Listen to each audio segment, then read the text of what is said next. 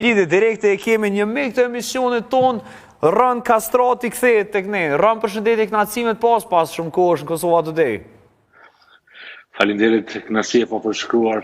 Mirë se u takoj. Përshëndetje për gjithë.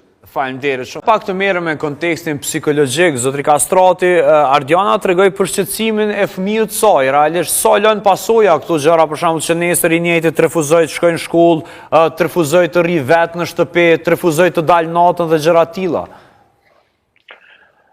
Atër, shikoni një gjë, duhet ta bëjt një dallim konkret në mes të emërtimit fantazëm me mask apo një person me mask. Shumë portale ju kanë referuar fantazëm me mask. Ju e dini shumë mirë që fantazmat nuk kanë trup të qartë, nuk shihen, edhe mund të jenë produkte halucinogene që mund ta shohin një person ose disa individ të saktuar.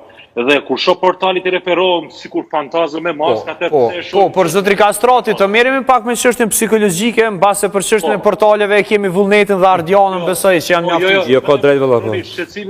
Shqetësimi është e emërtimit, se prandaj kur e ndryshon emërtimin fantazëm. Jo, jam më thap se kanë mujtë fotografu fantazëm. Fal, po Ardiana kemi një interferencë nga Ardiana. Jo, po pajtona me psikologën sepse njëri prej fëmijëve vetëm ma bëni çysh mam kanë mujtë me fotografu fantazmën, ku fantazma fotografohet. A peshin. Ai ka kupton.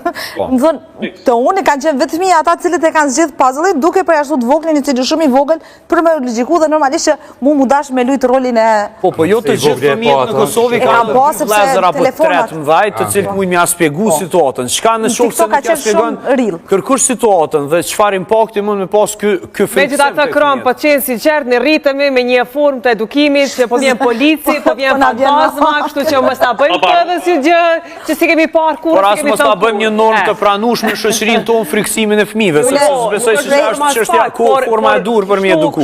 Deri në moshën 20 vjeçare, deri në moshën 20 vjeçare për vetëm njerëzve që mtut kanë qenë fantazmat të vdekurit. Babaroga. Po sa? E pranoj hapur. Jo, e pranoj hapur, veç prej fantazmave jam tut. Deri në moshën 20 vjeçare, disa kam kuptuar që se ekzistojnë. Roni, por duhet kjo. Dhe në anën tjetër, Kroni ata ndikon kjo tek fëmijët. Në qoftë se fëmijëve nuk ju sqarojmë, nuk ju shpjegojmë mënyrën e kësaj performance, le ta llogarisim se kjo mund të jetë një performancë artistike, sepse akoma nuk kemi informacion ky person a është intervistuar, është identifikuar nga ndonjë person tjetër ose nga njerëzit e komunitetit aty ku jeton. Dhe un kam bindjen që ky është një eksperiment që ka të bëjë me perceptimin e frikës apo dramave horror për të matur pas sigurinë e njerëzve në një komunitet saktuar. Që janë në pubertet, Ardiana mund ta thoj nga përvoja e saj me një prej fëmijëve që e ka, besoj, në trakt pubertet. Kret lloje di ka. Kret lloje të fëmijëve. Edhe AI ta ka ashtu dhe një, po. Edhe në mesom mosha që shidhoj, e të poshtë. Sepse ka një dëshirë të madhe, shoh edhe unë nga fëmijët e mi, që duan të shohin horror, ndërsa se kanë moshën fare. E qysh Jona, veç një sens për kuptoj. E qysh na ja ulojnë fëmijëve tonë mi po filmat horror, për shembull filmi i fundit është ai keni po. Duan të shohin, po duan. Ato mos i vesh një gjë. Krona po, ç'pata rën. Rën, unë aktualisht jam punë, burri jam është në punë, fëmia ka kryer shkollën, i ka 12 vjet edhe është në shtëpi, edhe unë nuk muj me kontrollu se çka i hap televizion. Muj me kontrollu se çka hap në telefon, sepse kom halo ende me control parents, po në televizion nuk m'ja ndal.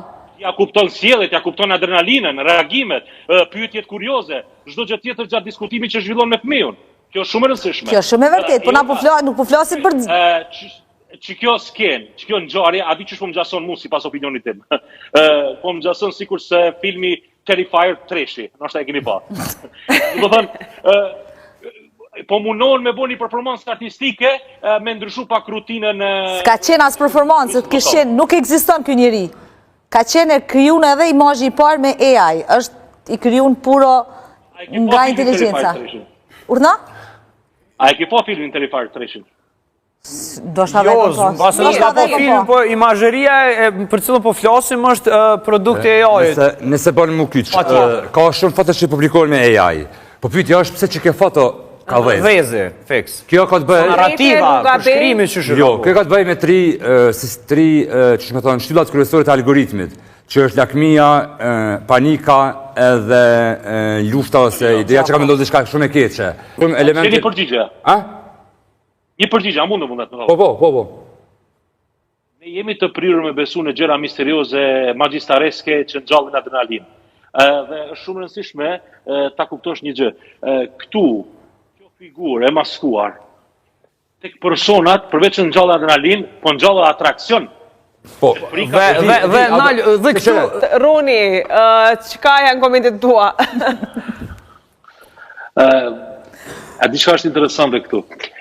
E ka bo gazetarja me AI, e ka bo me inteligencë artificiale, foton, po imagjinoni tash kush na beson ne nëse për një moment dali me personin në mask edhe bëjmë një foto reale, pa ndihmën e inteligencës artificiale. A mund ta besoj dikush?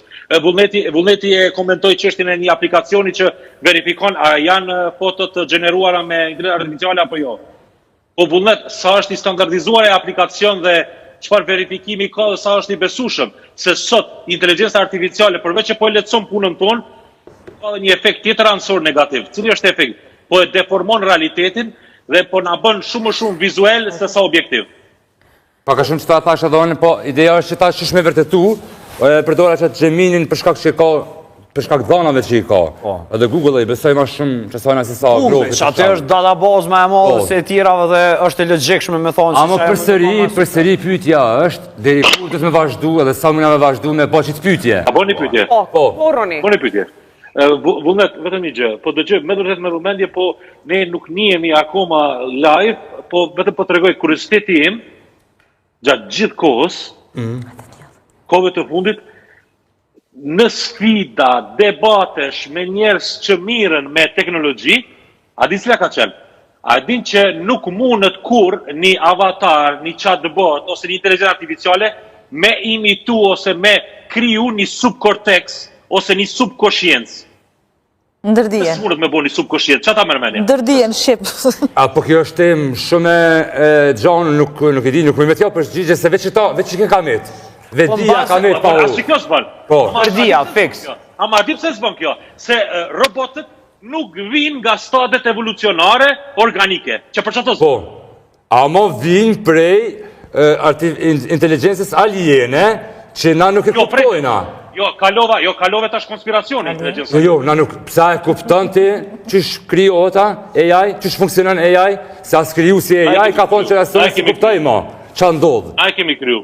Jo, na e kemi kriju. Ne jemi kriju si të AI. Po dhe, na e kena kriju e tash do nuk e dina që ka po banaj. Mire ka vullnetin, na e kena kriju rëm, po a mujna me kontrolu. Kjo është pikpytja. Ajo është machine learning, ajo vetë mësën. Mund është me kontrolu, që vullneti është gazetar. Muni me kontrolu ju gazetarën që ose inicioni fushata shumë civilizuese për inkuadrimin e edukimit medial në shkolla, në shoqëri. Që s'ka të bëj me AI edukimi medial. Kush me ligjeru atë lanë, mëre Ron? Kush me ligjeru atë lanë që... Na lojnë fëmija ndaj, mëre?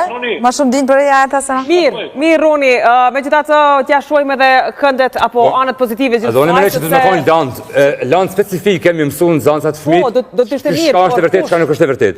Ma mirë se sa më mësu me kanë kufizot Slovenia.